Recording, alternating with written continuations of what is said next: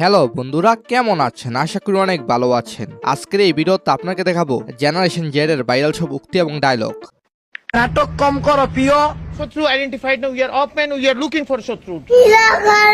কোত্থেকে এলো এরা? বাতাবি লেবুর বাম্পার ফালো ফালো। একই রণ বাজা বাজে ঘন ঘন। হ্যাঁ, জেনারেশন জেড কে হাত তুলুন। আপনি যদি জেনারেশন জেড এর পক্ষে হন তাহলে সাবস্ক্রাইব করুন। তো চলুন শুরু করা যাক।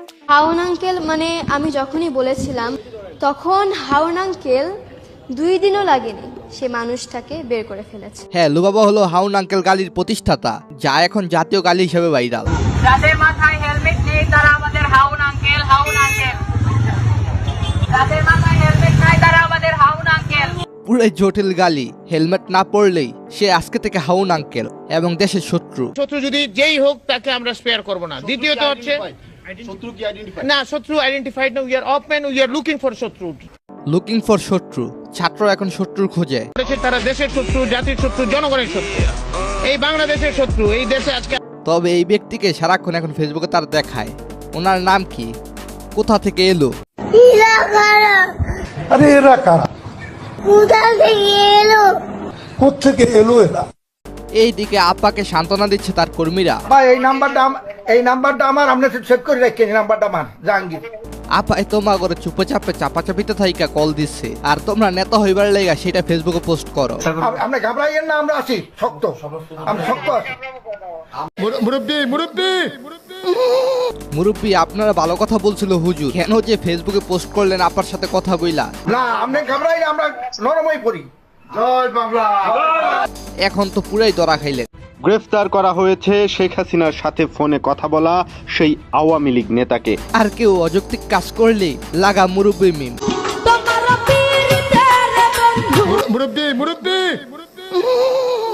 মায়ের কোল খালি হোক, এটা আমি চাই না। কারণ আমি তো বাবা আমার সব হারিয়েছি, আমি তো জানি আমার ব্যথা কত। শেখ হাসিনা এই কান্না দেখে আপনার মনে কি ডায়লগ বারবার বের হচ্ছিল? তবে আমার মন যা দিছে, চলুন দেখে আসি। দেশবাসীর কাছে আমি বিচার চাই, কি অপরাধটা কি করেছি। নাটক কম করো প্রিয়। তুমি যে অন্যজনের প্রেমে আসক্ত, ওইটা তোমার ব্যবহারে বোঝা যায় প্রিয়। আরে ওয়েট, অন্যজনের প্রেমে মানে কার প্রেমে সেটা লিজেন্ডরাই জানে।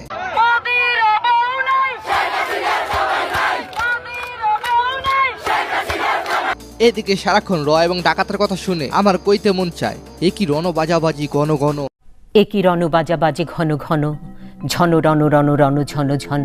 বেরির নাম ডালিয়া আহমেদ, বাতাবি লেবুর টিভি আবৃত্তি শিল্পী। ছোটে ছোটে ছোটে লোটে ফোটে বন হিফিনিকি চমকি চমকি। আচ্ছা, এই আবৃত্তির তো এখন একটা ডিজে গান শুনলাম না। একই রণ বাজা বাজে ঘন ঘন। একই রণ বাজা। ওই দেখো, কইতে না কইতে বাতাবি টিভির ডিজে গান বের হয়ে গেছে। দমকি দমকি থমকি থমকি ড্রামা ত্রিমি ত্রিমি কমকি কমকি। ছোটে ছোটে ছোটে ছোটে লোটে ফোটে। আচ্ছা, এখন কি বাতাবি লেবুর ফলন হয় ওই টিভিতে? একই রণ বাজা ভাজি ঘন ঘন। ঝন রণ রণ ঝন ঝন। বাতাবি লেবুর বাম্পার ফালো ফালো। তবে যাই বলেন, এখন জেনারেশন জেড এর কাছে কমন এবং পিওর একটা শব্দ উল্লাস করার জন্য। সে কি দমকি দমকি থমকি থমকি ড্রামা ত্রিমি ত্রিমি কমকি কমকি দমকি দমকি থম। তাদেরকে দেখে সাংবাদিক আপু যা বলে, ডোন্ট প্লিজ এই ধরনের রাবিশ কথা বলবেন না আমার সাথে। উত্তেজিত হবে। হ্যাঁ দয়া করে উত্তেজিত হবেন না। তবে উত্তেজিত হওয়া ব্যক্তির এখন খবর পাচ্ছি না। জেনারেশন জেড এর সামনে কেউ যদি কখনো গুজব ছড়ায় তখন সেইগুলোর কমেন্ট বক্সে পাওয়া যায়। পশ্চিম দিকে তারাই কইতাছি, সোর্স চালায়া দেন। আমার কলিগের বাড়িঘর পুড়িয়ে দিয়েছে, 40 বছরের সংসার তছনছ করে দিয়েছে। থানাটা ভুলে গেছে। আপনি আপনার বাড়ির থানা যদি আপনি ভুলে যান, এই ধরনের রঙিন বর্তমান সময়ে ভাইরাল ডায়লগ, ওই মামা না প্লিজ, ওই ভাই না প্লিজ, না না না প্লিজ, আস, মানে এরকম অনেক শব্দ রয়েছে।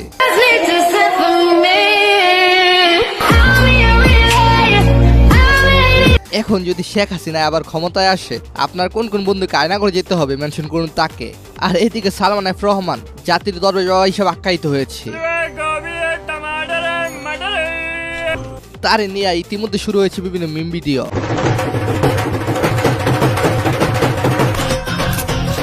সুযোগে পুরাই সদ্ব্যবহার। সালমান এফ রহমান দাড়ি কাটার ফলে বেলেট কোম্পানির অনেক লাভ হয়েছে। সিঁড়িতে প্রমোশন করে নিচ্ছে তাকে নিয়ে।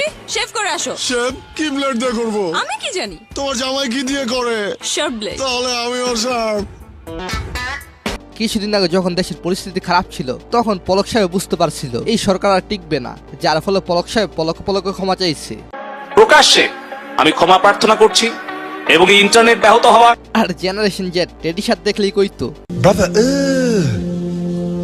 what's that? What's that. আচ্ছা কাদের সাহেবের তো কোনো খোঁজ পাচ্ছি না। কাদের সাহেব আপনি কোথায়? পালাবো না, প্রয়োজনে ফখরুল সাহেবের বাসায় গিয়ে উঠবো। ও পালান নাই? হ্যাঁ আমরা জানি আপনি পালাবেন না। তো আপনি এতদিন কোথায় ছিলেন? ফখরুল সাহেবের বাড়িতে গেলেন না কেন? একটুকু একটা শব্দও বলবো না। কি কিছু বলবেন না? কেন 10টা মিনিটও সহ্য হয় না?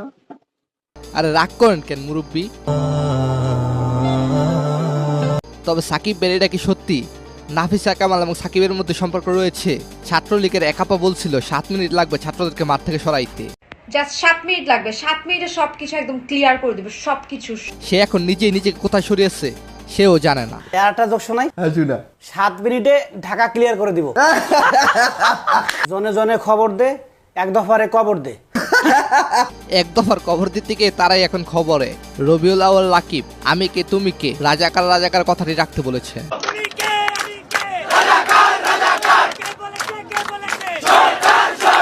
এরপর খালেদাপুর সে কি উদ্যমক। চুপ থাকো বেয়াদব কোথাকার। ভালো থাকবেন, ভালো চারপাশ। ধন্যবাদ সবাইকে।